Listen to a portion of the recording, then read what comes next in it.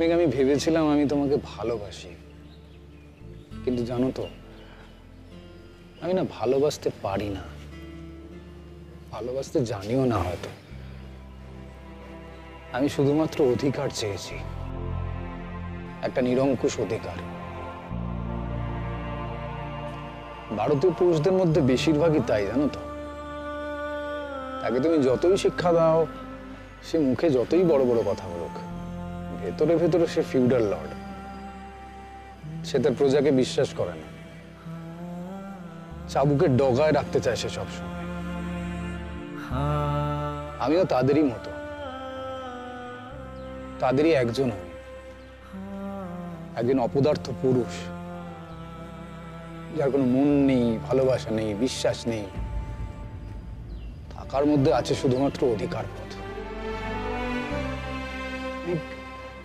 এই সবকিছু যখন শেষ হয়ে যাবে না, তখন সবটা শান্ত হয়ে যাবে। তুমি খুব ভালো থেকো মেঘ, সুস্থ থেকো, আনন্দে থেকো। আসলে আমি একজন খুব নোংরা মনের মানুষ, জানো তো। আমি চেষ্টা করবো এই শহর ছেড়ে চলে যেতে। আমি দেখব যাতে আমার ছায়াও কখনো তোমার উপর না পড়ে। আমি তোমার ভালোবাসার মর্যাদা দিতে পারিনি। মেঘ, তুমি আজকে আমাকে যতটা ঘৃণা করো না, আমি ঠিক ততটাই ঘৃণার উপযুক্ত। হঠাৎ এরকম মনে হওয়ার কারণ? সেই কারণটা আমি তোমাকে বলতে পারবো না মেঘ। ওটা আমার লজ্জার কাহিনী। আমি তোমার জীবনটা নরক করে দিয়েছি আমার মিথ্যে সন্দেহ দিয়ে, আমার ইগো দিয়ে।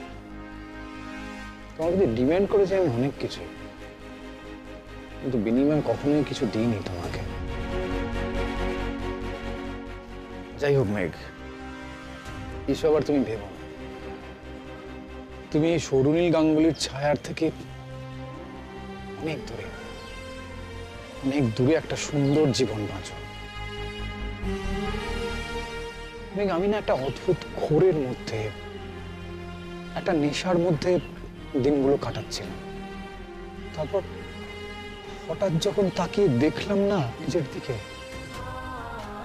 আমি না নিজেকে চিনতেই পারছিলাম না। এটা কি আমি?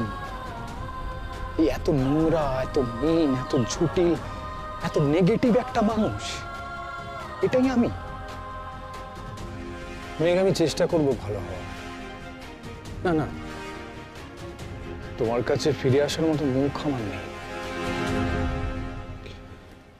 আমি দূরে থেকেই তোমার যোগ্য হওয়ার চেষ্টা করব।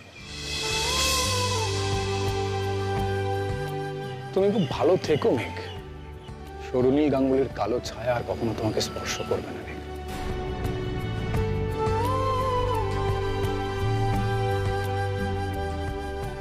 নীল কেন এই কথাগুলো বলে গেল? তাহলে কি ও নিজের ভুলটা সত্যি সত্যি বুঝতে পেরেছে?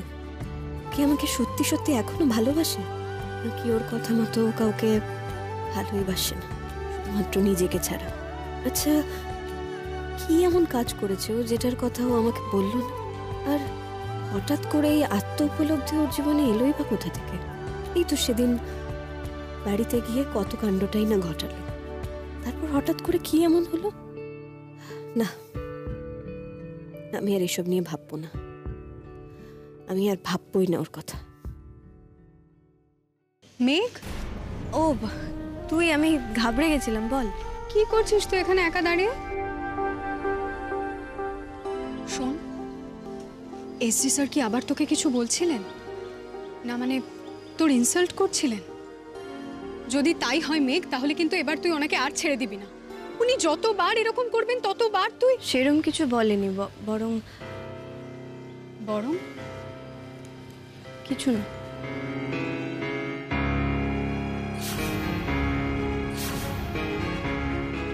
কি হলো? তুই এভাবে কি দেখছিস?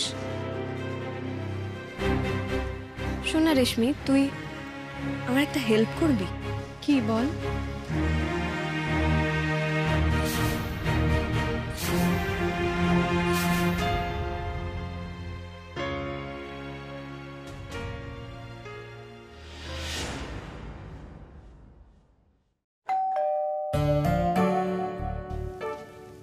এখন আবার কে এলো? বলছি ম্যাডাম দেখবো একবার। না না, দেখতে হবে না। উফ, এই সেলসের লোকেদের জ্বালায় না বাড়িতে থাকাও যাবে না। তুই থামলি কেন? কর না, যা করছিস কর।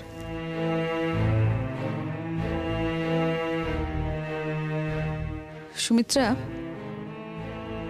এখন যদি কেউ তোকে জিজ্ঞাসা করে বৌদি কোথায় আছে, তুই কি বলবি? বলবো যে ম্যাডাম, বলবো যে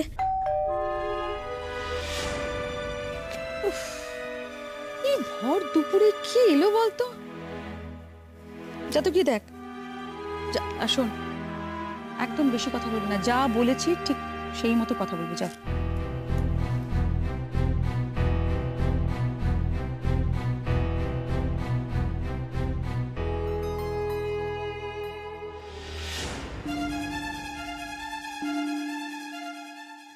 নমস্কার, আমি গভর্নমেন্টের পক্ষ থেকে আসছি।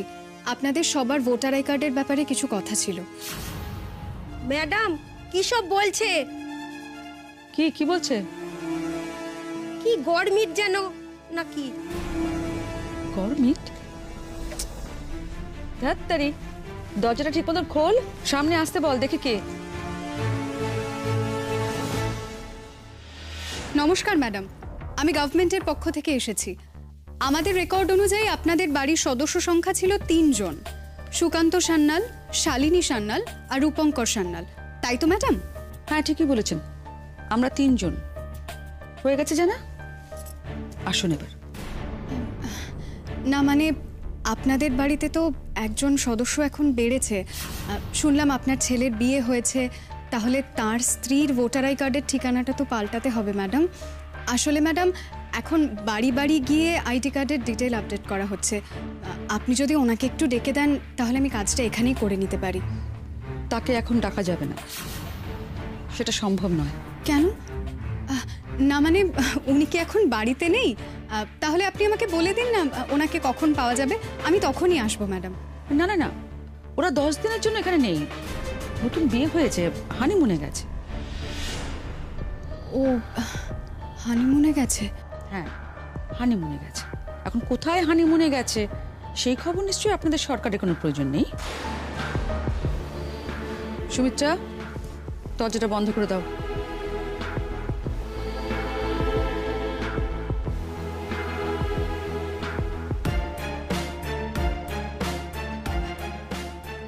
ঠিকানা পাল্টাবে?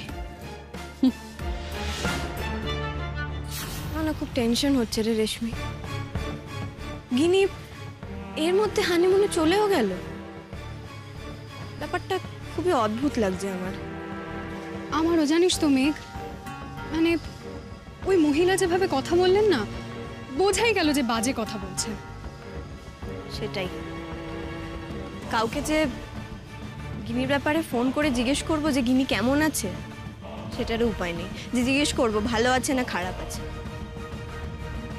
ও বাড়ির কাউকে ফোন করে জিজ্ঞেস করব যে গিনি,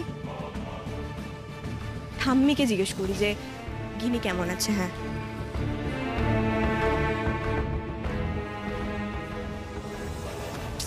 ধুর থাক, ঠাম্মিকে ফোন করে জিজ্ঞেস করলে ঠাম্মি বেকার বেকার টেনশন করবে। আর গিনি যদি সত্যি হানিমুনে না গিয়ে থাকে, ঠাম্মি তো নার্ভাস হয়ে যদি ওই বাড়ির কাউকে বলে দেয়, আমাকে তো কেউ বিশ্বাস করবেই না, উল্টে আমাকে উল্টোপাল্টা কথা শোনাবে। আচ্ছা, তোর কি মনে হয়, মানে সত্যি সত্যি গুনি এত বাজে কথা বলে থাকতে পারেন? দেখ গিয়ে হয়তো ওরা হানিমুনেই গেছে। তাই জন্য সত্যি হয় রে, গিনি যেন সত্যি হানিমুনে গিয়ে থাকে, না হলে খুব বড় বিপদ ঘটতে চলেছে ওই বাড়িতে। যাই হোক, আমি আসি বুঝলি, গুরুজির ক্লাস আছে তো। ঠিক আছে।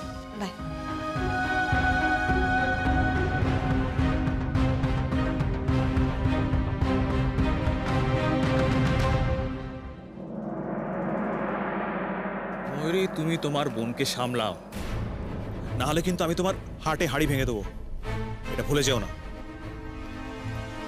এই তুমি কি আমাকে ভয় দেখাচ্ছ নাকি?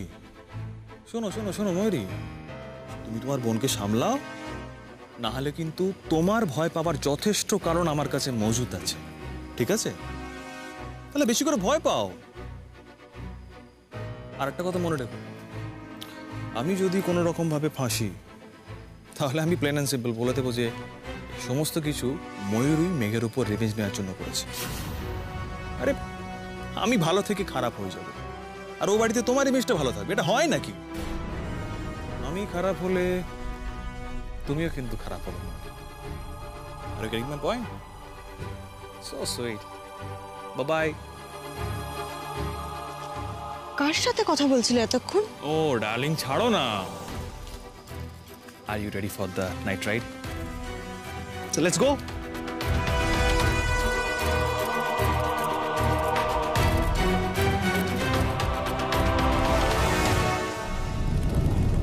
তো সব শুনে তোমার কি মনে হলো? সত্যি কথা বলবো? দেখো, তুমি সত্যি বলবে বলেই তো সেই আশায় আমি সবকিছু তোমাকে শেয়ার করলাম। আর জানো তো, আজকে না আমার নীলকে দেখে, নীলের কথাগুলো শুনে খুব খুব অদ্ভুত লাগছিল। মনে হচ্ছিল নীল কিছু একটা নিয়ে কষ্ট পাচ্ছে। নীল কেমন নিস্তেজ, নিষ্প্রাণ হয়ে গেছে। আমার ভীষণ খারাপ লাগছিল ওর জন্য। ওই যে কথাটা নীল বলেছে না, সেই কথাটা সত্য। ওন একটা ঘোরের মধ্যে ছিল, কেমন নেশাগ্রস্তের মতো। এখনো সেই ঘোরটা কেটে গেছে। মেঘ, আমার মন বলছে তোমাদের মধ্যে যে পর্দাটা আছে না, সেটা আবার খসে যাওয়ার সময় চলে এসেছে। এবার মনে হয় তোমাদের মধ্যে সবকিছু ঠিক হয়ে যাবে।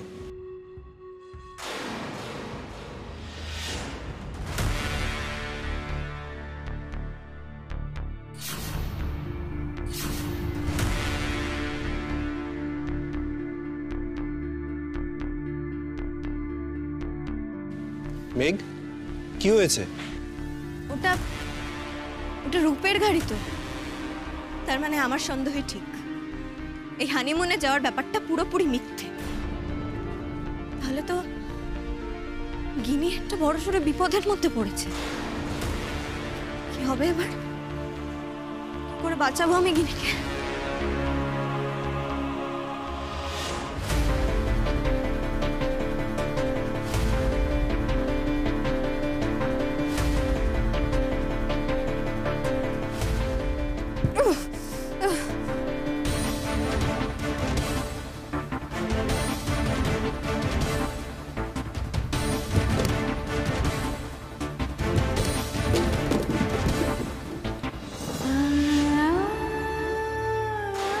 কি হয়েছে? কি কি চারিদিকে কি অবস্থা করেছো তুমি?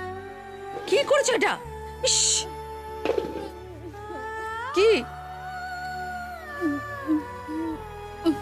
ওর মনে হয় না বাথরুম পেয়েছে। তাই? আচ্ছা, তুই ওকে তোল তো, ওকে তুলে ধর।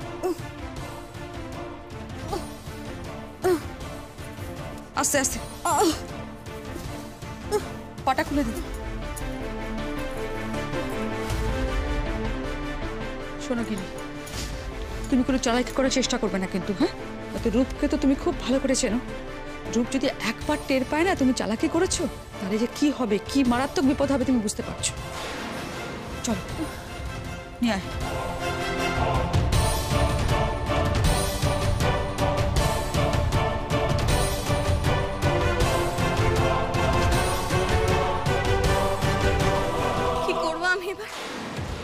কি করে গিনিকে বাঁচাবো জিষ্ণু? আমার খুব টেনশন হচ্ছে, আমার মাথা কাজ করছে না। আমি গিনিকে কিভাবে সাহায্য করব, কিভাবে বাঁচাবো আমি গিনিকে? আমি কিছু বুঝতে পারছি না কি হবে এবার। মেঘ, মেঘ, আমি একটা কথা, তুমি শান্ত হও, তুমি উত্তেজিত হবে না। শোনো, আমাদের তাকাও, তাকাও বলছি, কি হয়েছে আমাকে বলো। তুমি এরকম প্যানিক করছো কেন? জিষ্ণু, এত কিছু বোঝাবার সময় আমার নেই। আমি শুধু তোমাকে এইটুকু বলতে পারি যে নীলের বোন গিনি একটা সাংঘাতিক বিপদে আছে। আমার মনে হচ্ছে যে গিনি শ্বশুরবাড়ির লোক না ওকে আটকে রেখে টর্চার করছে। কি? হ্যাঁ জিষ্ণু, আমি জানি না আমি এখন কি করব, কিন্তু আমাকে যে করে হোক গিনিকে বাঁচাতেই হবে। আমাকে এক্ষুনি গিনির বাড়িতে যেতে হবে, তুমি প্লিজ একটা ট্যাক্সি ধরো। মেঘ, তুমি আমাকে ওর বাড়ির অ্যাড্রেসটা দাও, আর তুমি একটা কাজ করো, তুমি নীলকে ফোন করো। নীল? এখন নীলকে ফোন করে কি হবে? দেখো মেঘ, গিনি নীলের বোন, আমার মনে হয় ওদের সত্যিটা জানা উচিত। দেখো, সেটা করা মানে এখন সময় নষ্ট করা, কারণ আমি ওই ছেলেটার ব্যাপারে ওদের অনেকবার বুঝিয়েছি, তাও ওরা কেউ আমার কোনো কথা বিশ্বাস করে। এখনো যদি আমি নীলকে বা ওদের বাড়ির লোককে কিছু বলি, ওরা এখনো আমাকে কিছুতেই বিশ্বাস করবে না। আর ওদের বোঝাতে গিয়ে আমার যে সময়টা চলে যাবে না, তাতে গিনির হয়তো অনেক বড় সর্বনাশ হয়ে যাবে। দেখো, যা করার আমাকেই করতে হবে। তুমি আমার হেল্প করতে পারলে করো, না হলে আমি একাই গিনিকে বাঁচিয়ে নেবো। আমি দেখছি কিছু মেঘ, পাওয়া যায়। মেঘ শোনো শোনো, আমার কথা শোনো, তুমি তো এখান থেকে কিছু পাবে না।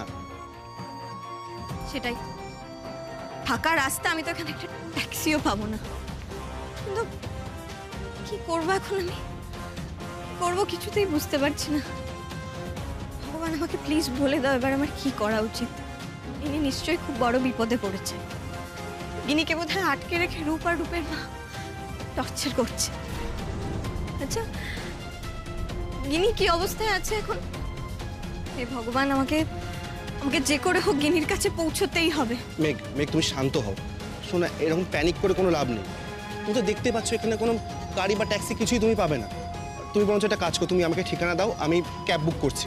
তুমি একটা কাজ করো, তুমি নীলকে বা ওর বাড়ির লোককে খবর দাও। যিশু, তোমাকে তো বললাম ওদের খবর দিয়ে কোনো লাভ নেই। চুপ। আর একটা কথা না, আমি যা বলছি সেটা করো। আর শোনো, মাথা ঠান্ডা করে করো।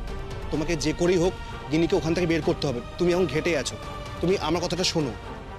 দেখো, আমি তো তোমার বন্ধু, আমি তোমায় হেল্প করতে চাই। এসো, এসো।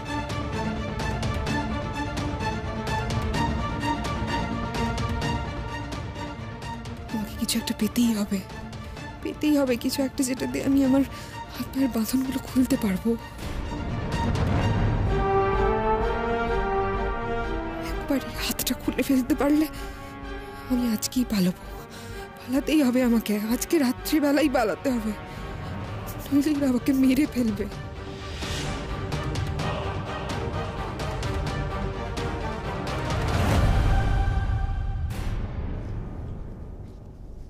কি হলো গিনি? দাঁড়িয়ে পড়লে কেন তুমি? কি ভাবছো দাঁড়িয়ে দাঁড়িয়ে? তুমি এখান থেকে পালিয়ে যাওয়ার কথা ভাবছো না তো?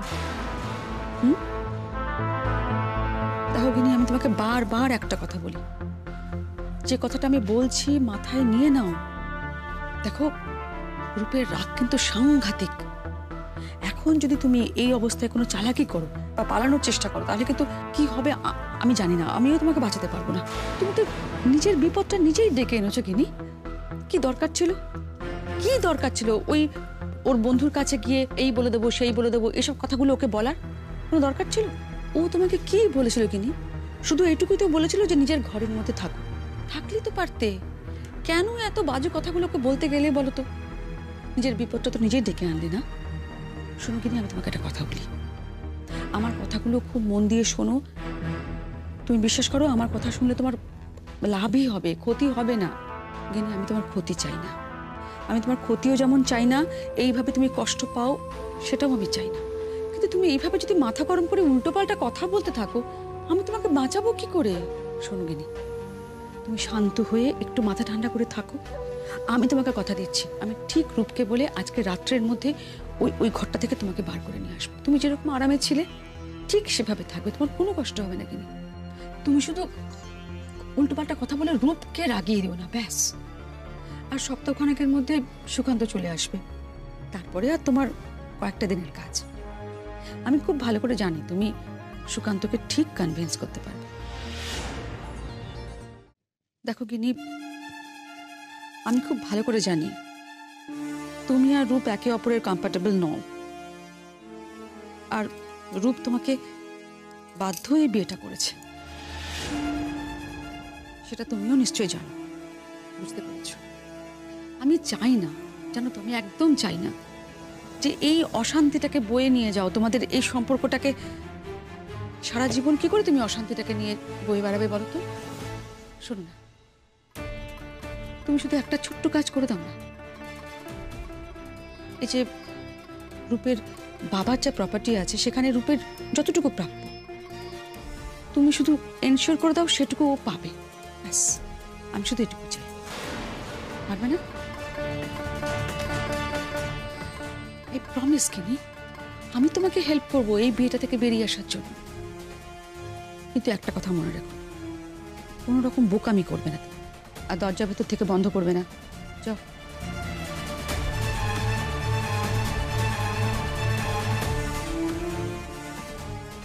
সুমিত্রা যা, তো স্টোর রুমে যা, গিয়ে ওখানে যা যা পড়ে আছে সব একেবারে সাফা করে ফেল, কোনো কিছু যেন পড়ে না থাকে, ও যেন কিছু ফেলে আবার আওয়াজ না করতে পারে, বুঝতে পেরেছিস? যা যা যা যা, পরিষ্কার করে দিবি। বলে বাড়িতে কেউ নেই, যদি কেউ থাকতো কি সর্বনাশ হতো।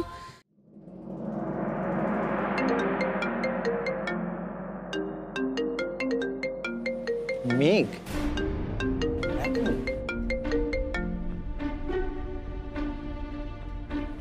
বলো মেঘ। হ্যালো নীল, বলছি যে আমি দেখো আমাদের কোনো ব্যাপারে তোমাকে ফোন করছি না, আমি আমি একটা সম্পূর্ণ অন্য কারণে তোমাকে ফোন করছি। শোনো নীল, আমার মনে হচ্ছে গিনি খুব বড় রকম একটা বিপদে পড়েছে। গিনি? গিনি কি বিপদে থাকবে? ও তো নিজের ভালোবাসার মানুষের সঙ্গে বিয়ে করেছে, ভালোই আছে। না নীল, গিনি ভালো নেই। দেখো এখন তোমাকে বলতে গেলে আমি আবার পুরনো কথাগুলোই বলবো, কিন্তু আমি তোমার পায়ে পড়ছি, দয়া করে তুমি আমার কথাগুলো শোনো। গিনির বউ ভাতের পরের দিনে কিন্তু আমার গিনির সঙ্গে রাস্তায় দেখা হয়েছিল, ওর শরীরে আমি আঘাতের চিহ্ন দেখেছিলাম।